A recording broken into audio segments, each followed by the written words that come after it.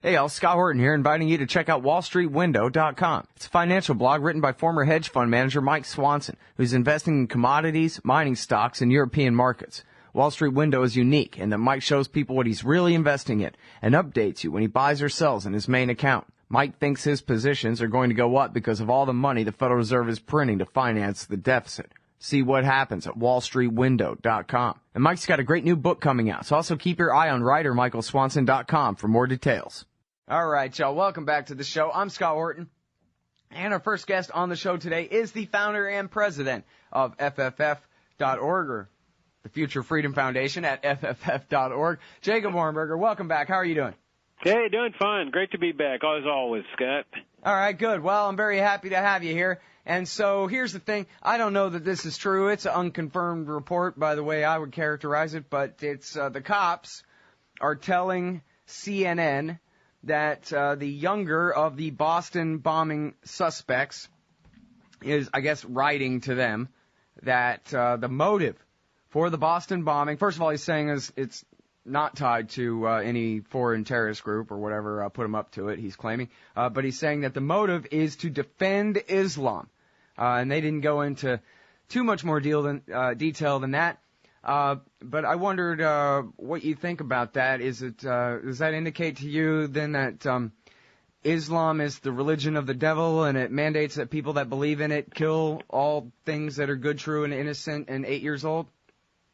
No, actually, it's an interesting thing that you raised, because what appears to be happening is that these guys are actually focusing on what the U.S. government's been doing overseas in the Middle East, and of course to Muslims. You've got the war on Iraq, the invasion there, the occupation there, the Afghanistan, the previous sanctions against Iraq, the drone assassinations, and what these people are perceiving is that since the U.S. government is killing Muslims, that it's their religious duty as Muslims to retaliate. And in fact, the Washington Post has just published an article that pretty much confirms this, and this is what I've been writing in the last few days, that one of the brothers had an argument with a neighbor, and it was over foreign policy, and he brought up what the U.S. government was doing to kill people over there, and he brings it up in this religious context, and now the Washington Post is confirming in a report just a few minutes ago. The title of it is "Boston Bombing Suspect Cites U.S. Wars as Motivation, Officials Say." And it says let's see, the 19-year-old suspect in the Boston Marathon bombing has told interrogators that the American wars in Iraq and Afghanistan motivated him and his brother to carry out the attack, according to U.S. officials familiar with the interviews. So here we are. I mean, Scott, we're right back to where we were with the 9/11 attacks, with the attacks on the USS Cole, the attacks on the embassies in East Africa. Well, see, this is that's what the states thing. don't want to confront. Jacob, when you read a statement like that, it's so easy for me to play conservative jingoist in my own mind here and just, devil's advocate and say to you that, like, well, you know what, that's tough, right? They attacked us on September 11th. We have to kick their ass back. And if that motivates some people, to join up their side of the fight against us, well, that's too bad. They started it. Well, but that's the problem, is that they didn't start it. The U.S. government has been intervening in the Middle East, especially since the fall of the Berlin Wall, and they lost their the official enemy to justify the continued military budgets and so forth, and the CIA budgets, and they went out provoking hornets' nests in the Middle East, and that's what came first, the poking of the hornets' nests, and then when the hornets retaliated, that's what came second. And but this notion that, hey, okay, now they've attacked, so let's go kill them some more. I've pointed out that this is the greatest terrorist-producing machine in history. I mean, they just keep killing people, and so it angers a new bunch of people. Like these two guys, from everything I've read, these two guys are like normal people for like 10 years. They grew up here in the United States. One becomes an American citizen. The other tries to become an American citizen. But it's clear that something has caused them to change. And it's clear now we're seeing that it's these wars and invasions and occupations that cause them to change. And why would that surprise us? I mean, I don't see why anybody would be surprised. We see Americans get angry when innocent people are killed. Why wouldn't foreigners feel the same way? Right. I mean, that's the thing of it, is everybody, all the focus on Islam seems to me like, you know, it's sort of part of the story, but it's always out of context, right? They always make it sound like, oh, see, he became a devout Muslim, and that was when he decided that he wanted to kill innocent people, that kind of thing. But it's not that. It's that he identified, after becoming such a devout Muslim, he identified with the other Muslims more. And just like, and people are saying, all the reports about the older brother is that, you know, especially lately, he's been a real jerk and is, you know, beat his girlfriend and all this kind of stuff. But then, you know, he found religion and got all serious and cleaned up his act and quit drinking, and then he went and joined the army, right? Which makes him just like a million other Americans, except he joined the army on the other side, that's all. Well, you know, there's ever since 9/11, there's been this segment that has tried to make it look like this is just that we're at war against Islam and that Islam's the problem and so forth. And of course, I keep telling these people, you better not go out and start shooting Muslims in your neighborhood based on this so-called war that you say that we're at, because they'll indict you and convict you of murder, and rightfully so. That, you know, none of this can be divorced from U.S. foreign policy. That when you've got a policy that just happens to be most of the people you're killing are Muslims, it's going to be natural that people in a Muslim faith are going to get riled up. Now, not everybody.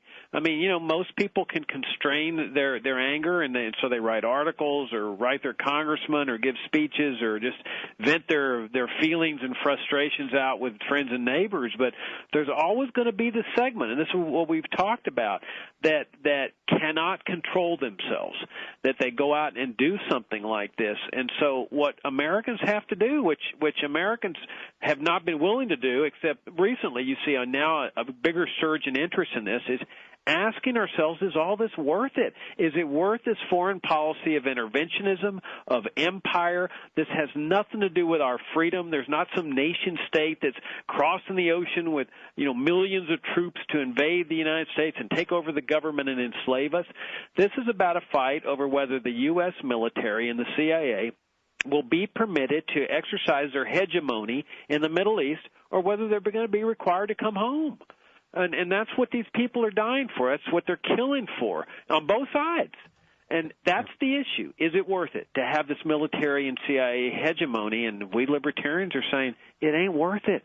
Bring the troops home. Close the overseas bases. You don't see terrorists doing bombing in Switzerland and stuff. Why? Because they mind their own business. That's what we need to start doing, Scott. Yeah. Well, you know, it sounds silly in a way, but you know, visuals are really powerful, and I think that the fact that the 9/11 attack, especially, you know, the footage from New York shows the planes coming out of the clear blue sky, literally, and I think that's just such a powerful image where people were really willing to accept, as Harry Brown said, the history just began yesterday, where it's a brand new blank slate. Tell me a truth, George Bush. I'm ready and waiting and open for you to explain to me, you know, the facts of life from ground zero on. And so, you know, if it had just been another truck bombing of the same target, the World Trade Center, people might have said, wow, this thing's been going on. This is another truck bombing of the World Trade Center. It's part of the same thing that's been happening to us since 1993. I wonder why in a little more honest way, right? But it's that clear blue sky thing let him get away with saying, well, yeah, they hate us for our freedom. Never mind that we all know that same target had been attacked before. It was just a brand new century, a brand new day, and history began again right then. Instead of anyone really looking at the context and saying, well, these were our Mujahideen friends in the 80s when we backed them against the Soviets, and then this is our policy toward Iraq from Saudi Arabia, which animated them against us, and our policy in Palestine, you know, and that kind of thing. That conversation never even happened. I mean, the fact that the Washington Post is running this article that you say they're running here today is amazing, that that anyone, right? Like there was a time where that would be treason to even entertain the possibility, right? Like Rudy Giuliani told Ron Paul, that's absurd. I've never even heard anyone say that. Of all the ridiculous things about 9/11, I've heard that somebody did it as a response to something America did first. Psh. Well, yeah, it's because all too many people have elevated the national security state to the level of a god or a deity, an idol. I mean, you see this especially in churches where ministers all across America, Christian ministers will sit there and talk about, how the Jews in the Old Testament had their idols, and they kind of look down their nose at them and how they would disobey God. Well, and then the very next breath is, let's pray for the troops, and let's pray for the troops, without any indication, without any critical analysis of what the troops are doing. They just won't go down that road. Maybe the troops are doing something bad, but these ministers won't face that. Many Americans don't want to face it. It's this simplistic sense of patriotism. My government, never wrong.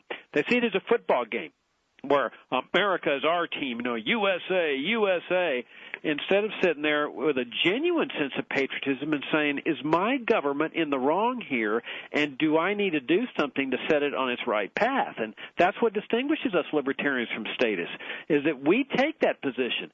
Is our government engaged in right or is engaged in wrong? And if it's wrong, then we need to take a stand against it and get this nation back on the right track. And that's what we need to do. And, it's surprising that the Washington Post is reporting. It's probably their worst nightmare. But once this guy is given these answers, it's kind of hard to ignore the answers. Right. Anymore. And I think part of that's really just because of the democratization of the media, if that's the right word for it, where these kind of things get around. It's sort of, it's a lot different era already than just a decade ago, as far as people were able to communicate each other on a peer-to-peer level rather than just accept the top-down sort of spin on things. Well, and you see it, when Ron Paul said that, made the point in the very first presidential debate in 2008. They came over here to kill us because we're over there killing them. I mean, everybody in the audience, filled with Republican statists, especially up on the stage, I mean, they gasped, oh, my gosh, how could he question God? It's heresy. And Ron was just making the point. I mean, it doesn't seem to be a difficult point to comprehend. You go over there and you kill people, and there's going to be people getting mad when you're bombing wedding parties and innocent people and so forth, and they're going to get mad and they're going to retaliate.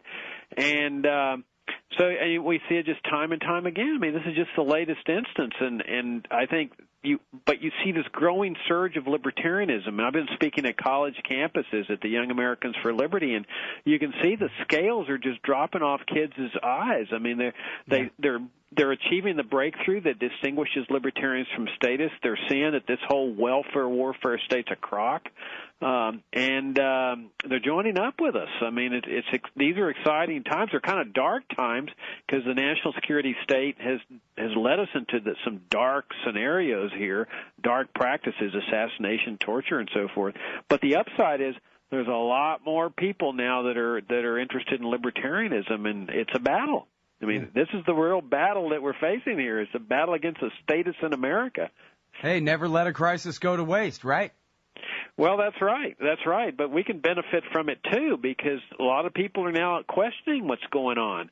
They're not automatically deferring to the national security state, which has been the preference, for so many years. That, whatever they say, they have information that we don't have access to. Yeah. People are learning that, the CIA with all their dark practices of LSD experiments and other drugs on unsuspecting people and stuff. I mean, this is dark stuff that a free nation should never be involved in. Yeah. Well, and now here's the thing, too. I know there's already a million conspiracy theories and little threads all over the place about Boston. And it's certainly the fact, as I'm sure you're aware of Trevor Aronson's great work at Mother Jones and the new book, The Terror Factory, about the hundreds of bogus terrorism cases. Hundreds, at least, 200-300 bogus terrorism cases in the United States since September 11th. And 50 of them, 50 of them, outright entrapment, sting operations, set-up jobs of people who it's very hard to imagine would have done anything criminal at all if their new best friend in the world hadn't tricked them into it, basically. But on the other hand, and so I think we should keep an open mind toward that, there could be more FBI involvement. After all, they knew who this guy was, and according to his father, they called him 2 days after the bombing to ask him if he did it. And then later that day, or the next day, they put out the pictures to us and said, do you guys know who these guys are? Can you tell us where they found? Right? So, the FBI certainly is already, I think, being at least somewhat dishonest here. And they actually lied at first and said, no, we've never talked to this guy before. And then later they had to come out and admit that, yes, that they had. But on the other hand, I really only say that to say this. The guy that shot up Fort Hood, that was not an FBI sting operation. And Zazi, the Afghan living in Denver, Colorado, who had a plot to blow up, I think, a subway in New York, that one was not a setup. And Faisal Shahzad, who tried to blow up Times Square, that was not a setup. And, if American foreign policy in the 1990s, which seemed like peacetime to Americans anyway, was enough to generate the attacks of, World Trade Center 93 through 9/11 2001, then just imagine what our foreign policy over the last dozen years has engendered again, the enemies we've created and the blowback that we've still got coming. Well, right. I mean, in 93, there was already a tremendous amount of anger that had developed with the Persian Gulf intervention, where the U.S. government goes after its former partner and ally, Saddam Hussein, and kills untold numbers of innocent Iraqis there, and smashing a third world rated military, killing a bunch of people. And then destroying Iraq's water and sewage facilities on purpose, and then imposing the sanctions, which had killed, which ended up killing hundreds of thousands of innocent children.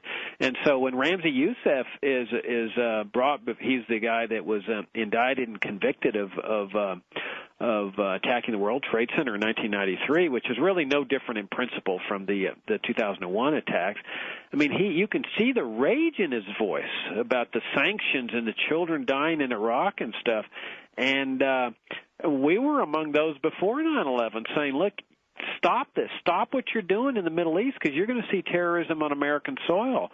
Chalmers Johnson was another one in his book Blowback that said the same thing. If you don't change course, you're going to see terrorism on American soil. And just 3 or 4 weeks ago, I wrote another article saying that if you keep doing what you're doing, you're going to see another major terrorist attack on American soil. And then 2 or 3 weeks later, we get the Boston bombing. But, I'm no genius. It doesn't take a rocket scientist to know that when you go down this road and you treat people in that way, there's going to be a certain segment that's just going to say enough is enough. And your point's a very good one that there's a lot of anger in the Muslim community over this. But most people, like I say, can constrain it.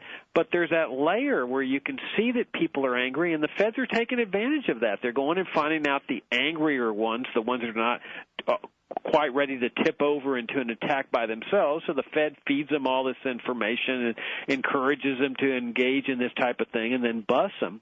Mm-hmm. But then you've got the guys like these two brothers that just tip over and say enough is enough, we're going to retaliate. And that's why I keep saying, Scott, we got to ask ourselves in this country, we got to do some soul searching and saying, is this type of life worth it? It's not normal. It's not a free society. It's an aberrant. It's a weird society. This is no way to live. We should be living in freedom and harmony and peace and stability and freedom.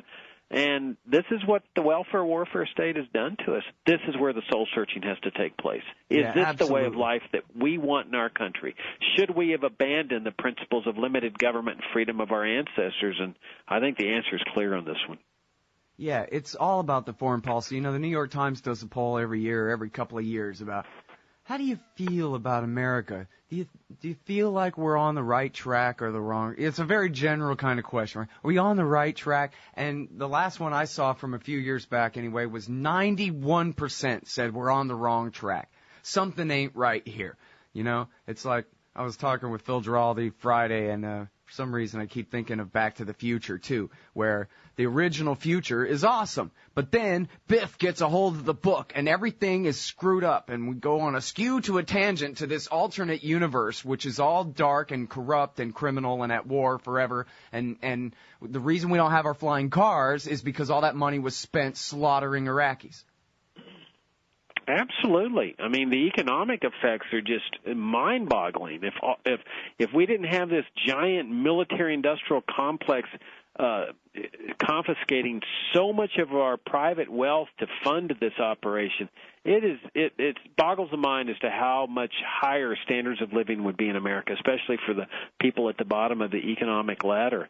So you've got the economic consequences of this giant warfare state, along with the welfare state, but it's really the moral aspects of this that I think people need to be doing some soul searching on. The religious aspects is, where is the morality, or where is it consistent with religious principles to be invading and occupying countries and sanctioning and embargoing and killing all these innocent people? I mean, every time they fire a drone, they say, oh, well, he's a terrorist, he's a terrorist.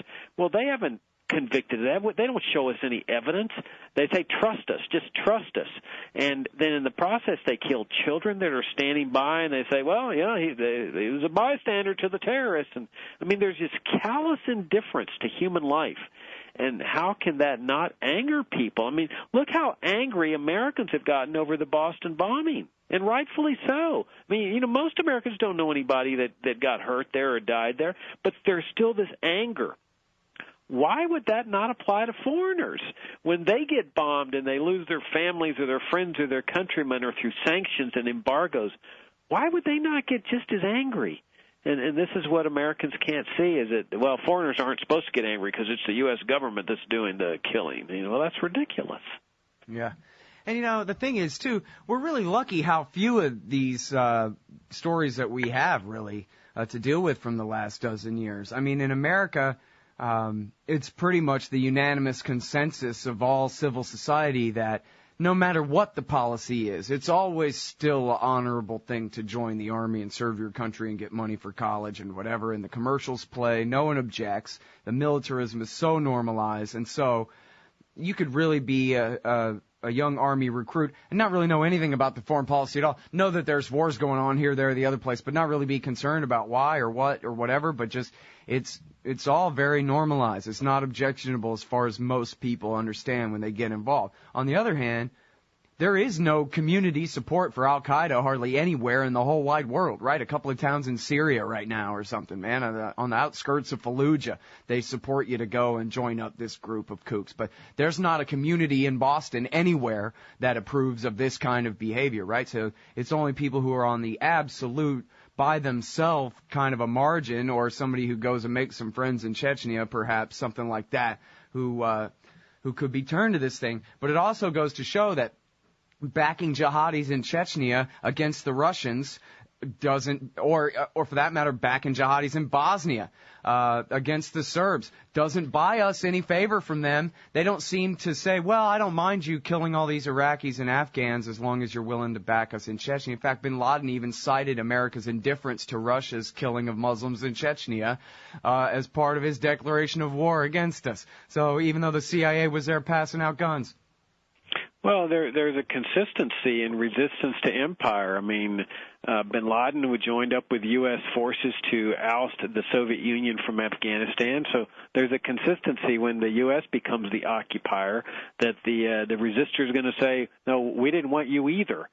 And if you look back at this thing, and I think this is part of the soul searching that needs to take place, it's automatically assumed that the military approach to capturing bin Laden, bringing him to justice, was the only approach, the only viable approach. And in the process, most of the people they've killed and maimed in Afghanistan had nothing to do with 9/11. Imagine how different it would have been if the situation had been treated like it had with Ramzi Youssef in '93, and I tip my hat to the government for how they handle that. That he attacks the World Trade Center, he gets out of the country. They don't know where he is, but they finally figure out he's in Pakistan.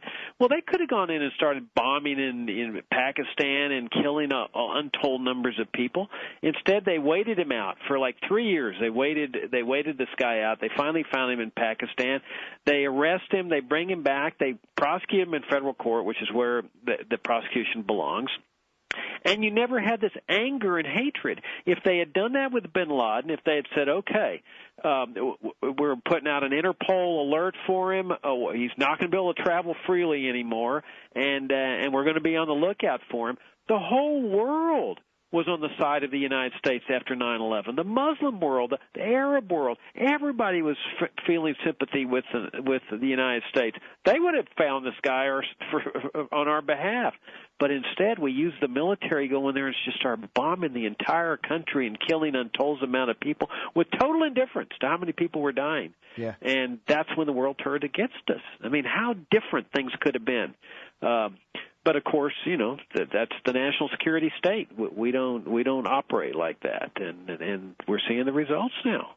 Well, and the FBI agents themselves, they understand this, because when they send their informants to go and recruit a stooge for one of their bogus sting operations, they don't ever say, "Don't you hate freedom? Don't you hate white girls in miniskirts attending primary elections and stuff like that?" They don't hate that. Don't you hate R-rated movies? They say, "Don't you hate the impunity with which the Americans slaughter people in Iraq and Afghanistan? Don't you hate the $3 billion plus a year plus all full blank check to spend at Lockheed to the Israelis every year and their occupations of the West Bank and the Gaza Strip and East Jerusalem, whatever?" That's right out of the informant's shtick when he's recruiting in these dozens of different cases. Never have they said, "Come on, we have to fight and destroy liberty."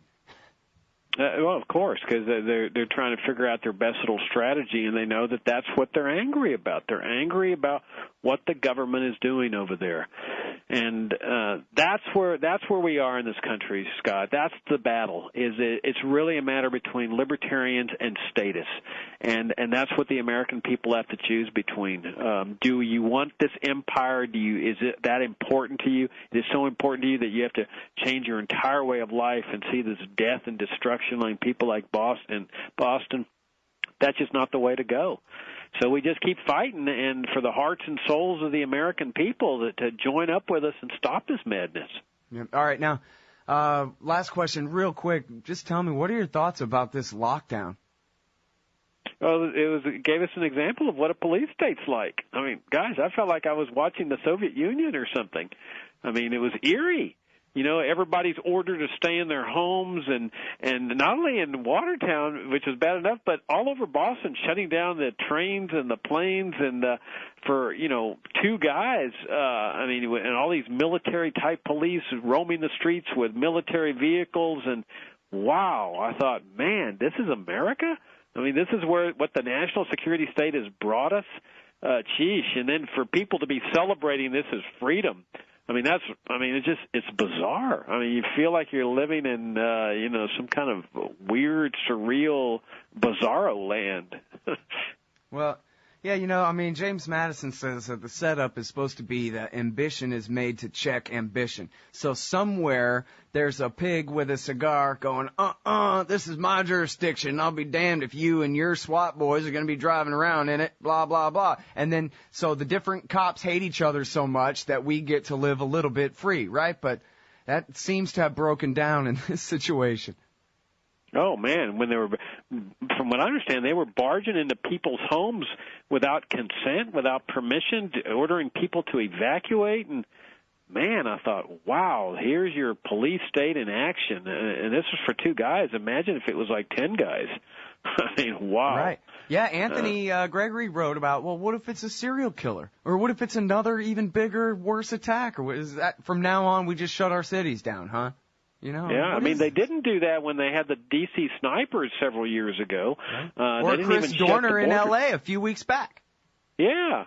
They're hunting him down and stuff, but, boy, we didn't see this lockdown and going into people's homes without warrants and stuff.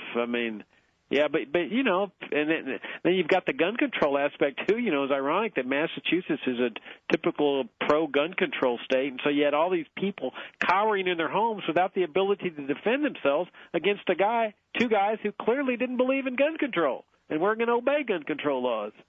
How's that for irony? Hey, that's a Reuters headline today. Is the two Boston suspects did not have licenses for their firearms. Yeah, duh. Really? Yeah, that shocks the status. You mean they were violating gun control laws? Why, that's amazing. Well, then where did they get it then? How could they possibly have had a gun or bullets? I don't know. Exactly. All right, listen, we're over time. Thank you so much for your time, Jacob. Great to talk to you. It's always a pleasure and an honor. Thank you, Scott. All right, man, that is the great Jacob Hornberger. He's the founder and president of the Future Freedom Foundation. And we'll be right back with Pepe Escobar here in just one sec. Hey y'all, Scott here. Like I told you before, the Future Freedom Foundation at FFF.org represents the best of the libertarian movement. Led by the fearless Jacob Hornberger, FFF writers James Bovard, Sheldon Richmond, Wendy McElroy, Anthony Gregory, and many more write the op-eds and the books, host the events, and give the speeches that are changing our world for the better. Help support the Future Freedom Foundation. Subscribe to their magazine, The Future of Freedom. Or to contribute, just look for the big red donate button at the top of FFF.org. Peace and freedom. Thank you. Hey everybody, Scott Horton here. Ever think maybe your group should hire me to give a speech? Well, maybe you should. I've got a few good ones to choose from, including How to End the War on Terror, The Case Against War with Iran, Central Banking in War, Uncle Sam and the Arab Spring, the ongoing war on civil liberties, and of course, why everything in the world is Woodrow Wilson's fault. But I'm happy to talk about just about anything else you've ever heard me cover on the show as well. So check out youtube.com/Scott Horton Show for some examples, and email Scott@ScottHorton.org for more details. See you there. Man, you need some Liberty stickers for the back of your truck. At LibertyStickers.com, they've got great state hate, like Pearl Harbor was an inside job. The Democrats want your guns. U.S. Army, die for Israel. Police brutality, not just for black people anymore. And government school, why you and your kids are so stupid. Check out these and 1,000 other great ones at LibertyStickers.com. And of course, they'll take care of all your custom printing for your band or your business at TheBumperSticker.com. That's LibertyStickers.com. Everyone else's stickers suck. Hey y'all, Scott Horton here for the Council for the National Interest at CouncilForTheNationalInterest.org. CNI stands against America's negative role in the ongoing Israeli-Palestinian conflict, the war party's relentless push to bomb Iran, and the roles played by twisted Christian Zionism and neocon-engineered Islamophobia in justifying it all. The Council for the National Interest works tirelessly to expose and oppose our government's most destructive policies, but they can't do it without you. Support CNI's push to straighten out America's crooked course. Check out the Council for the National Interest at CouncilForTheNationalInterest.org and click Donate under About Us at the top of the page. That's CouncilForTheNationalInterest.org.